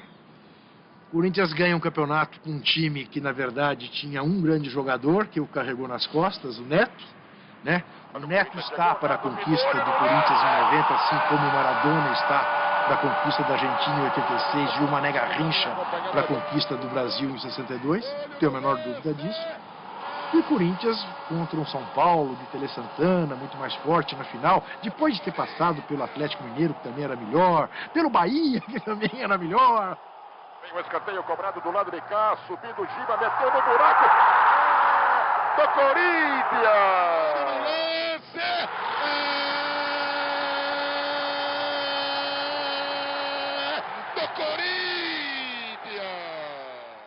E aí, aos poucos, cara, a gente foi tomando uma força, foi conseguindo um espírito assim tão forte.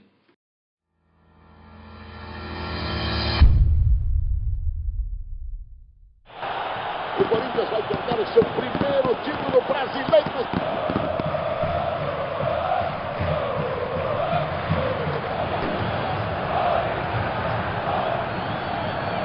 Neto. Tupã. Fabinho está lá como comandante. Agora já está mais pela ponta. Vamos ver o Fabinho. Bom lance do Fabinho. Bom lance do Fabinho. Tupanzinho. Fabinho fechou. Grande. Entre as pernas. Fabinho. Olha o gol. Olha o gol.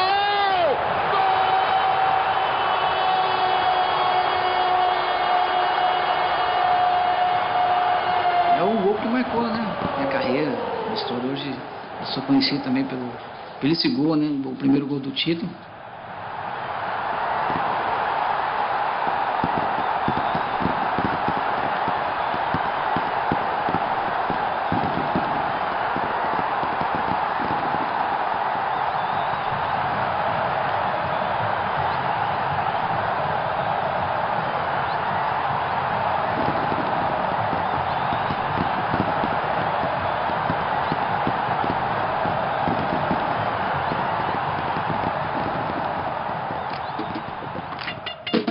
Em janeiro de 94, a sirene da Fazendinha anuncia uma nova esperança.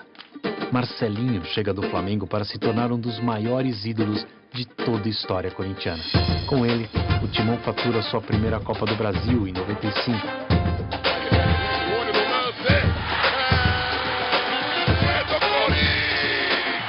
E é campeão paulista. Ano sim, ano não.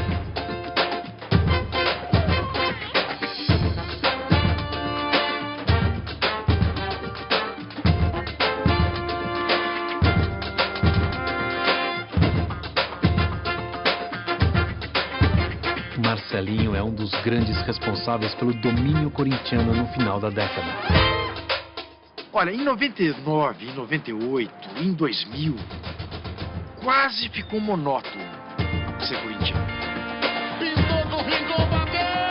Gol!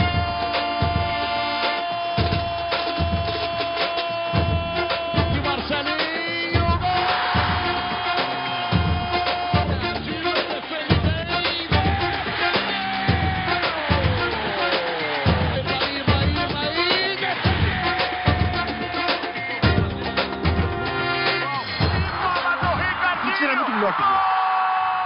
O Corinthians foi bicampeão brasileiro, ganhando as duas finais de times mineiros. Fizeram de tudo, arbitragens horrorosas contra o Corinthians, e mesmo assim o Corinthians passou por cima e acabou campeão. Sabe, a gente fala, pô, vamos arrebentar hoje? Vamos dar show hoje? Vamos passar por cima hoje? Vamos pra porrada hoje? Vamos. Era assim, meu irmão. O Dinei abraçou a causa também e ele veio pra cima, lógico, jogar os seus 20 minutinhos, os 15 minutinhos, que ele mesmo queria jogar 20, ele não queria mais jogar mais do que isso. Ele ajudou muito o Corinthians.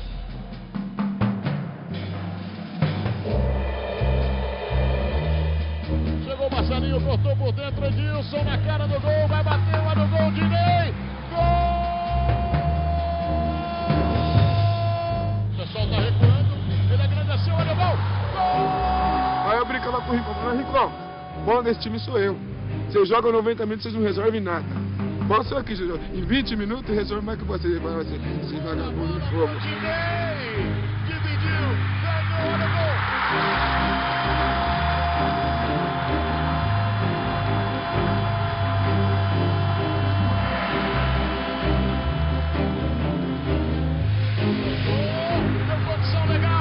Gol do título! Gol!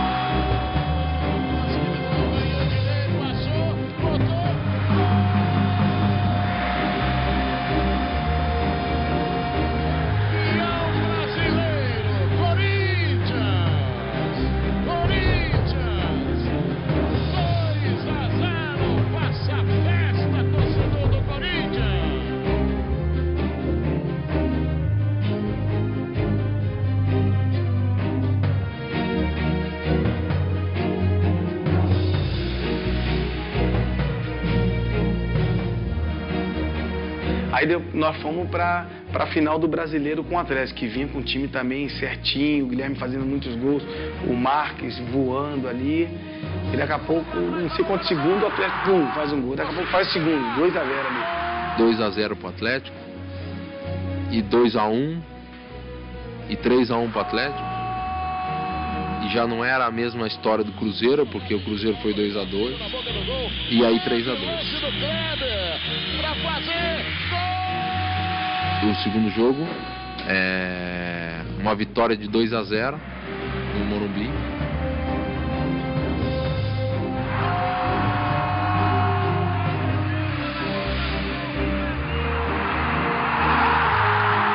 Aí o terceiro, 0-0.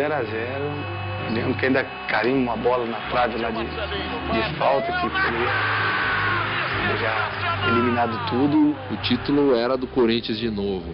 E mais uma vez, por merecimento, muita alegria, conquistamos o segundo título, não, né? Mas o terceiro título brasileiro, um bicampeonato.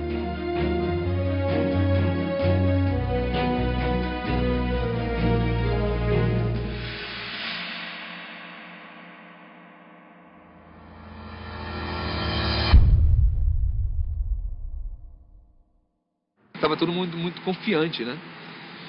E foi uma fase linda, né? Eu acho que esse Mundial foi maravilhoso.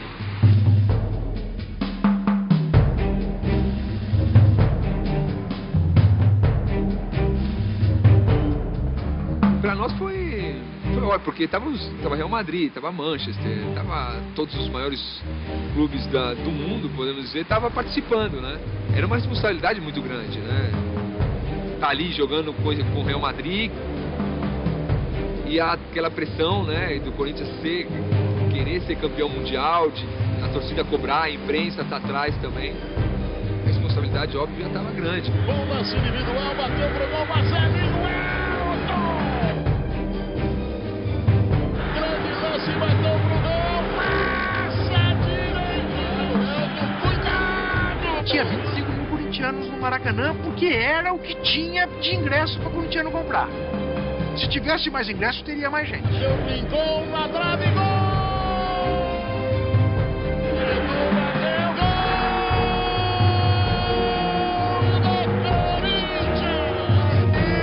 Pra fora! Corinthians, primeiro campeão do mundo! Corinthians, campeão do mundo! Festa corintiana no Maracanã! A festa é toda sua, torcedor do Corinthians! Eu voltei desse jogo, Corinthians e Vasco, num voo em que o comandante pediu lá em cima no céu para a torcida parar de fazer ola porque estava desequilibrando o avião. Tinha um bando de loucos no avião, era só a torcida do Corinthians e fazendo ola no avião. E o comandante entrou pedindo, pelo amor de Deus, para com isso, porque isso aqui é grande, mas não é 2, né? E é isso, é a torcida do Corinthians. Depois de conquistar o mundo, o Corinthians ganha praticamente um título por ano.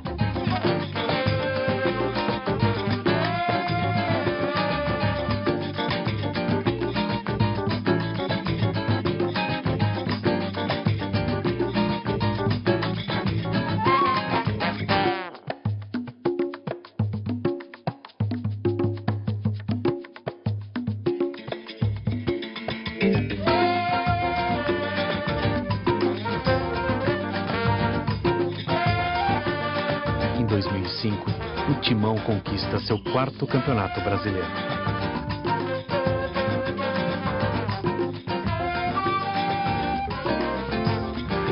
Mas, como ao longo de toda a sua história, mais um grande desafio estava por vir.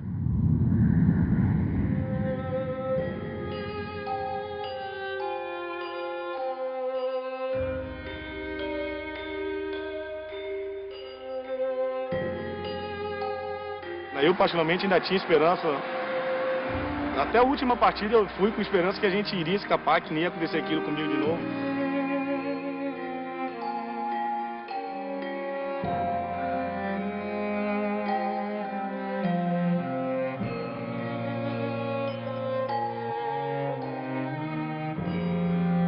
Hoje a maior dor que eu tenho como ser humano foi o dia que o Corinthians caiu. Foi muito difícil e deixa pra lá, vai. Foi o modo mais difícil de aprender, mas felizmente aprendemos, né?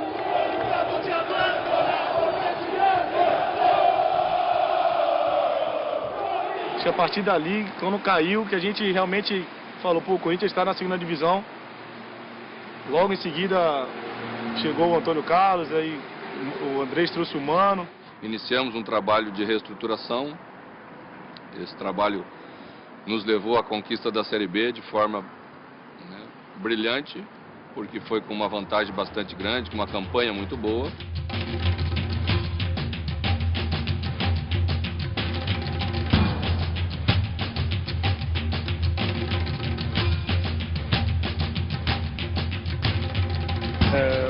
O Coringão voltou.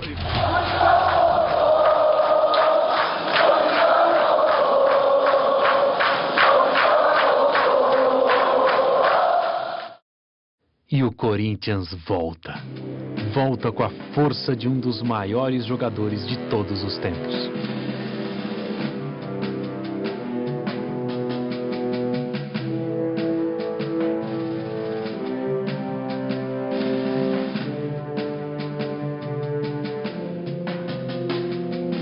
Até o clima conspirou para aquele clássico terminar da maneira como terminou.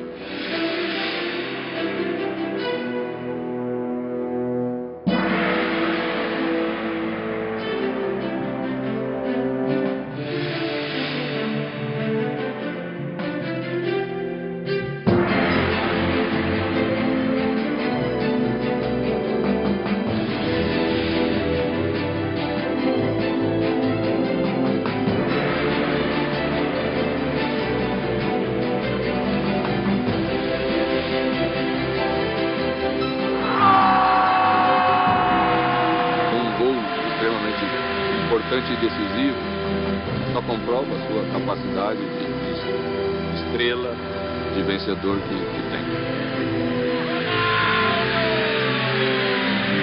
Eu dizia, tá perto o gol do homem!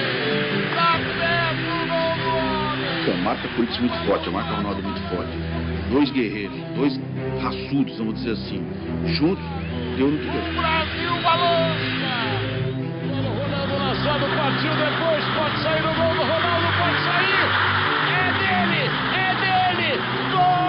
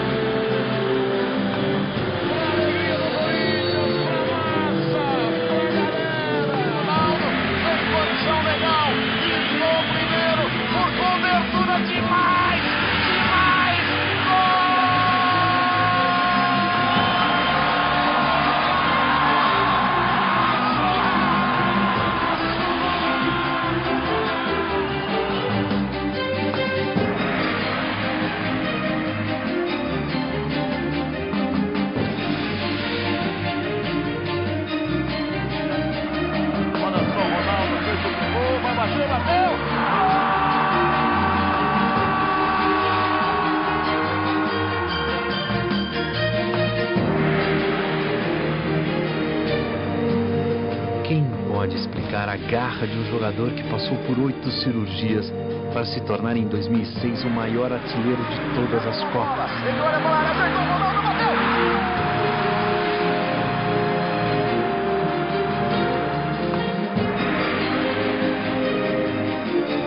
Quem pode explicar esse time que nasceu das mãos de 5 operários para se tornar um verdadeiro fenômeno social, que é eterno, capaz de renascer a cada dia, a cada jogo, mesmo nos piores momentos?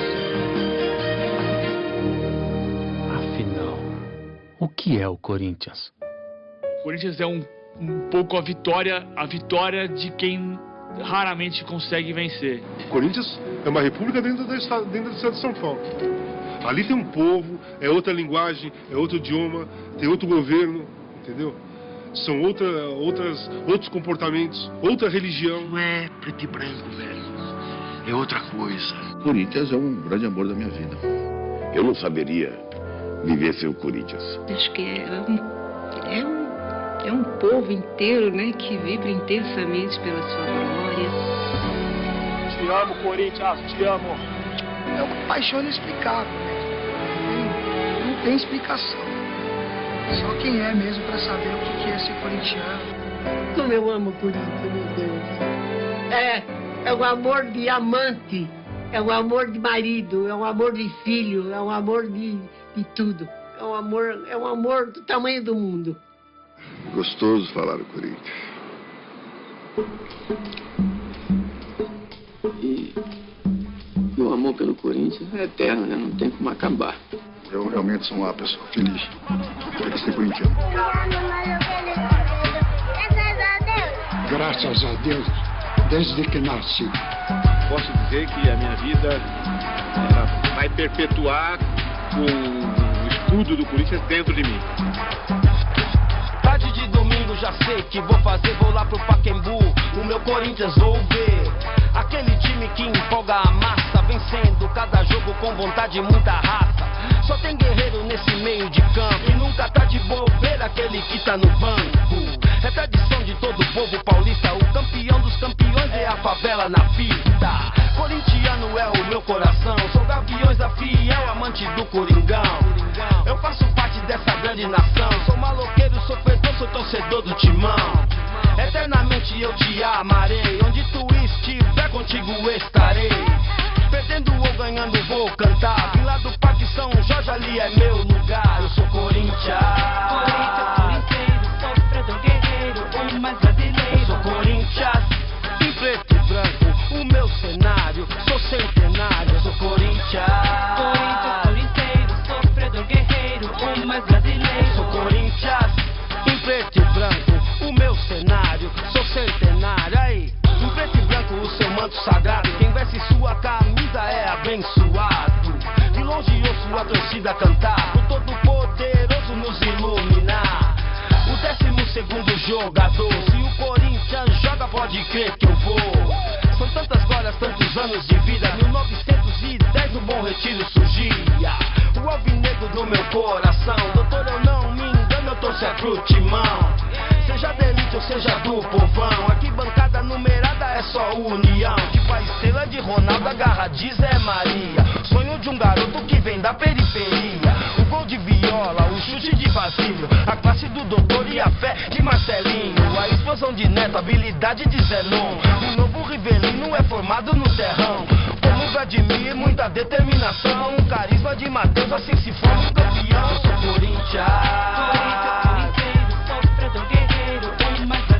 sou Corinthians, em preto e branco, o meu cenário, sou centenário. Eu sou Corinthians, corinteiro, sofredor guerreiro, o mais brasileiro. Sou Corinthians, em preto e branco, o meu cenário, sou centenário. Lê, lê, lê, lê, lê, lê, lê, lê, lê, lê, oh. Timão,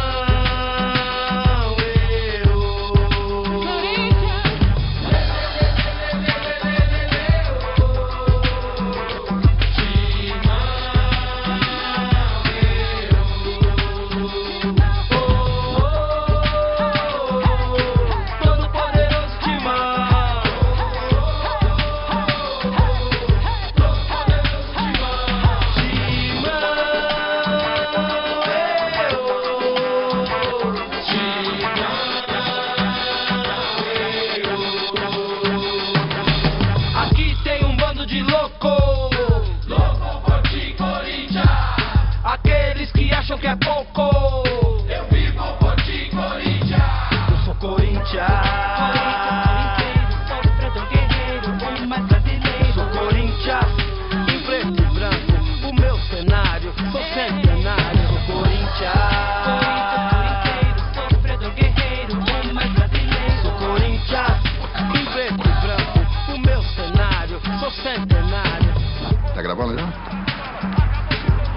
Só falta meus cabelos, rapaz. Você parece. Você acredita que não sabia que o Paulista cruzava o Augusto? Todo mundo morando aqui. Vambora, vai. Se mudasse a mão de direção da rua, ele chegava para ser São Jorge, perderia o Corinthians. É mesmo, pai? Tarde de domingo já já sei que vou fazer, vou lá pro Pacaembu. O meu Corinthians vou ver. Aquele time que empolga a massa, vencendo cada jogo com vontade e muita raça. Só tem guerreiro nesse meio de campo e nunca tá de bobeira aquele que tá no banco. É tradição de todo o povo paulista, o campeão dos campeões é a favela na pista. Corintiano é o meu coração, sou Gaviões da Fiel, amante do Coringão. Eu faço parte dessa grande nação, sou maloqueiro, sou melhor de São Paulo, é onde eu corto esse cabelinho aí. Vamos lavar o cabelo primeiro? Só que a torneira era dessa altura aqui, você tinha que colocar isso embaixo. É mangueira. É de 4 pra lavar a cabeça. Sou Corinthians, em preto e branco, o meu cenário, sou centenário, sou Corinthians. Corinteiro, sofredor guerreiro, o mais brasileiro. Sou Corinthians, em preto e branco, o meu cenário, sou centenário. Aí. Ganhamos do Palestra, nosso velho freguês nacional. É que nem eu falo muito para os amigos de seleção. É melhor você ter torcida com a sua favor do que contra. Mas por quê? Porque eles são muitos. A minha é ser católico e corintiano. Não é isso. O alvinegro do meu coração, doutor, eu não me engano, eu torço pro timão. Foi, ação. Aqui bancada numerada é só união. Que faz estrela de Maria, vai ver um mosquitinho. Caralho. Ele sabia colorando, também. O gol de viola, o chute de vacina. A classe do doutor. A coisa que eu mais gostava quando fazia um gol, vinha correndo e pulava nas costas. O dedo abaixou, né? Eu admiro muita determinação, carisma de Mateus, assim se for um campeão. Eu sou Corinthians.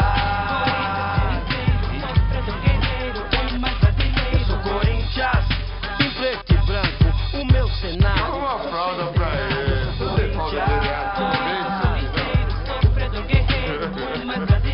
Corinthians, em preto e branco, o meu cenário, sou centenário. Lê, lê, lê, lê, lê, lê, lê, lê, lê, lê, oh. Timão,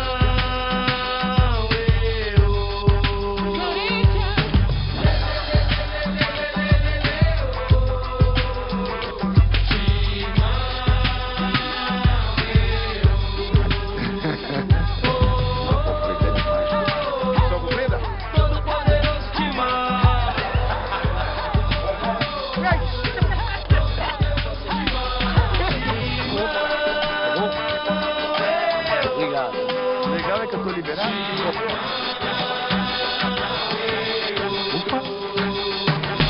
Aqui tem um bando de louco, louco por ti, Corinthians. Aqueles que acham que é pouco, eu vivo por ti, Corinthians. Eu sou Corinthians. Sou Corinthians, em preto e branco, o meu cenário, sou centenário. Sou Corinthians.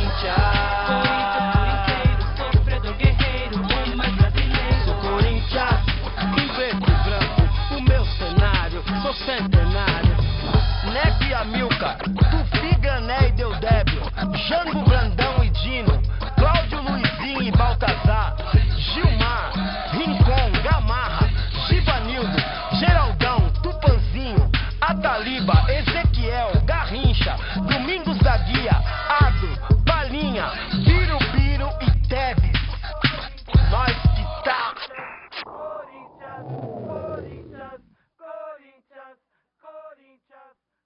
Vamos gritar, Corinthians!